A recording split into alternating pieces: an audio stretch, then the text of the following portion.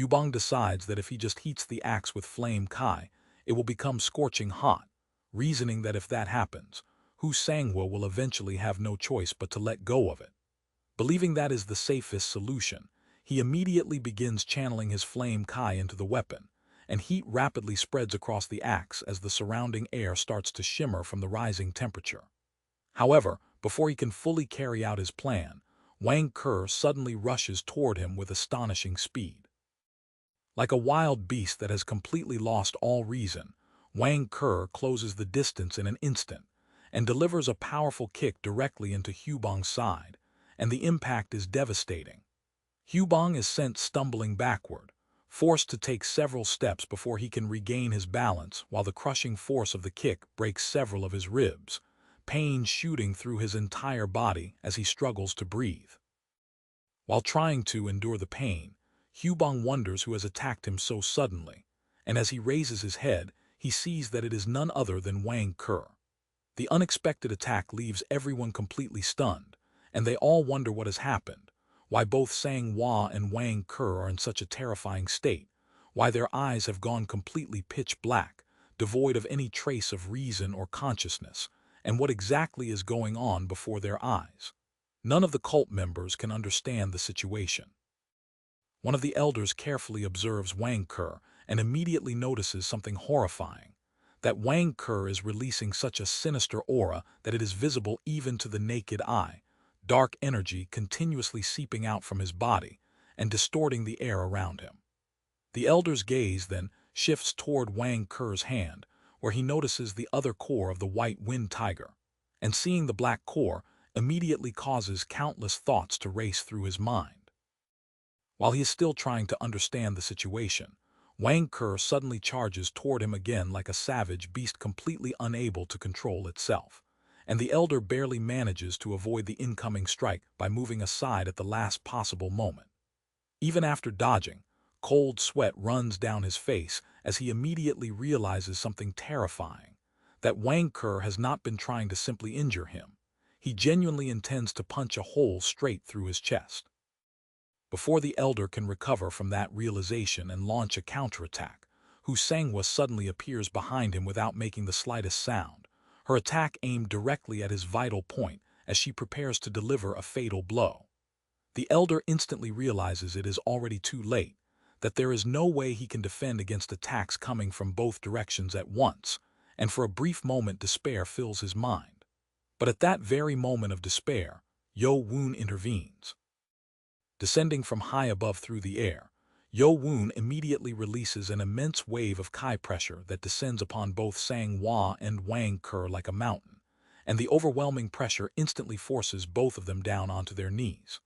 The sheer weight of the Kai is so enormous that even the ground beneath them cracks apart with loud cracking sounds, dust rising into the air as deep fractures spread across the earth beneath their feet. Looking at the scene before him, Yeo-Woon lets out a deep sigh. He has already warned them earlier to be careful when handling the core, yet the situation has still reached this point. Slowly, he descends onto the ground and stands before everyone. Even while kneeling beneath the tremendous pressure, both Sanghwa and Wang Ke continue trying to resist the Kai suppressing them, their muscles trembling violently as they struggle against the force pressing them into the earth. Watching their resistance, Yeo-Woon quietly wonders if both the spiritual power and the demonic energy inside the core have flowed into them at the same time, their internal energy having increased far beyond the level they possessed when they previously absorbed the spirit beast's blood. That observation makes Yeo-Woon realize just how dangerous demonic energy truly is, far more violent than he anticipated. Without hesitation, Yeo-Woon increases the pressure even further, and the crushing force becomes so overwhelming that both Sanghwa and Wang Ke are forced completely flat onto the ground, unable to move even a single finger. Once they are completely restrained, Yeo-Woon calmly steps forward and quickly retrieves the core from Wang Ke. The moment Hyubong sees Yeo-Woon holding the core with his bare hand, he immediately shouts in panic that the cult leader is in danger, his voice filled with genuine concern, since after witnessing what happened to Sanghwa and Wang Ke, no one wants Yeo-Woon to suffer the same fate. As Yeo-Woon holds the core, he immediately notices that it is trying to affect him as well, the sinister energy within the black core attempting to invade his body just as it did to the others. However, Yeo-Woon is not even the slightest bit worried, and instead a faint smile appears across his face as he calmly remarks that the core is out of control, but that this is nowhere near enough to affect him. The instant those words leave his mouth, Yeo-Woon releases an even fiercer aura from his own body, his overwhelming demonic aura exploding outward with unimaginable force and completely suppressing the violent energy contained within the black core. It is truly a terrifying sight, the pressure released by the cult leader dwarfing the sinister demonic energy pouring out of the core itself. Witnessing the scene, Hyubong is left completely dumbfounded, staring at Yeo-Woon in disbelief before finally arriving at only one conclusion, that as expected of the cult leader, the ferocious aura coming from him is not even comparable to the demonic energy sealed inside the black core. There is simply no comparison between the two. Slowly but surely, the black core begins to stabilize under Yeo-Woon's overwhelming suppression, the violent aura gradually weakening until it finally becomes completely calm. Seeing their cult leader effortlessly subdue the rampaging core, every member of the heavenly demon divine cult erupts into cheers, relief spreading across everyone's faces as they witness yet another display of Yeo-Woon's overwhelming strength. Yeo-Woon then uses the perfected profound cold ice heaven art to completely seal the core before informing all of the cult members that it will no longer release demonic energy.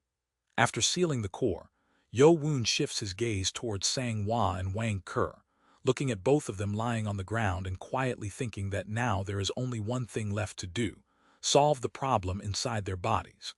Moon Jae-woo steps forward and asks Yeo-Woon why they have become like this. Yeo-Woon calmly explains that the demonic energy within the core is consuming their internal energy. Hearing that explanation, Moon Jae-woo immediately asks if they shouldn't expel it immediately. Yeo-Woon shakes his head, explaining that if they try to eliminate the internal energy that has already been tainted by the demonic energy, their dantians will be damaged. Moon Jae-woo still looks worried, arguing that if they simply leave them in this condition, they might eventually be completely consumed by the demonic energy and become evil demonic humans. The moment Yeo-Woon hears the words demonic human, a smile slowly spreads across his face, and rather than rejecting the idea, he actually finds it to be an interesting possibility, excitement appearing within his eyes instead of concern. The scene shifts to some time earlier, when Yeo-Woon is chatting with his grandfather on the cliff while Sang-Hwa, Wang Ke, and another one of the 6 swords carefully cut open the white wind tiger's belly. As they search through the massive beast, Sang-Hwa asks the other 6 sword member if he really thinks there is a core inside, and he confidently replies that if the cult leader said there is, then there has to be one. Wang Ke adds that he can already sense a faint aura coming from somewhere inside the beast. Not long afterward, they finally discover the other core of the white wind tiger, and the moment it comes into view, all of them immediately notice the ominous aura surrounding it, sensing that even without touching it, there is something deeply unnatural about the black core. The other 6 sword member immediately reminds everyone that the cult leader warned them it would be dangerous to touch it directly, so everyone should protect their hands with Kai before attempting to remove it. Following that instruction, Wang Ke wraps his hand with Kai before carefully grabbing the core. At first, everything seems fine, but only moments later he realizes something is terribly wrong, the sinister aura surrounding the core piercing straight through the protective Kai around his hand and entering his body.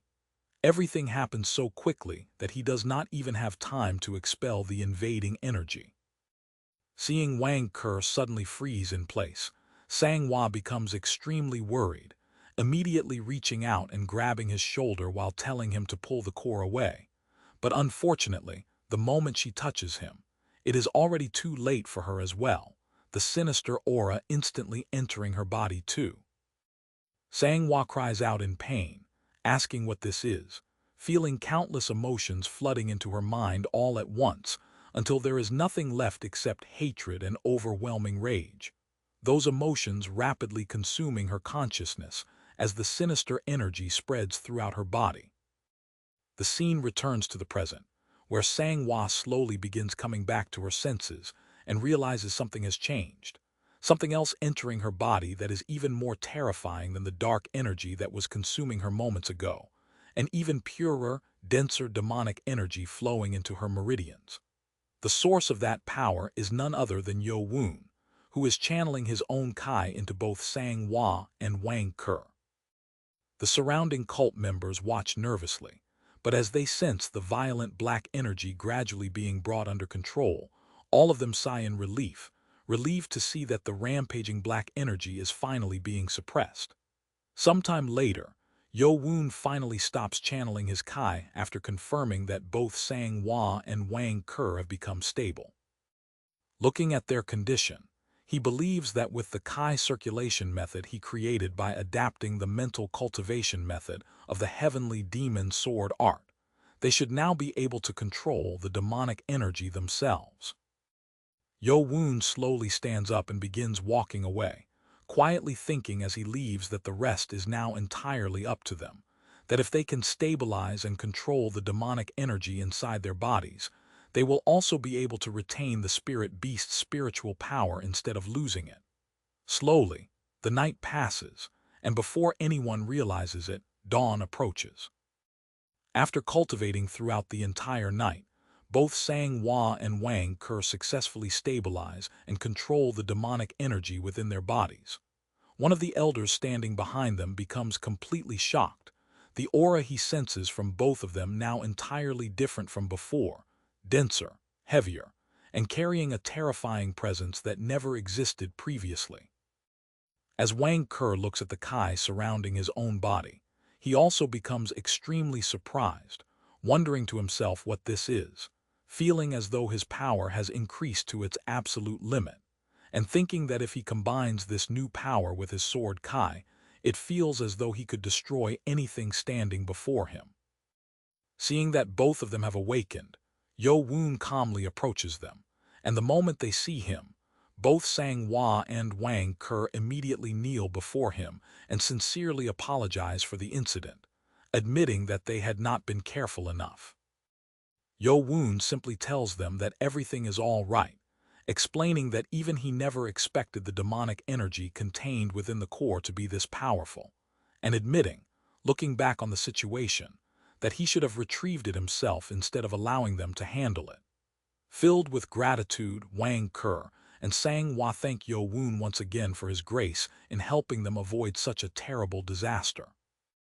After thanking him, Sang-Hwa asks Yeo-Woon for permission to ask a question, explaining that when she cultivated according to the Kai circulation method he taught them, the demonic energy completely settled inside her Danshin, though she still has no idea what that energy actually is.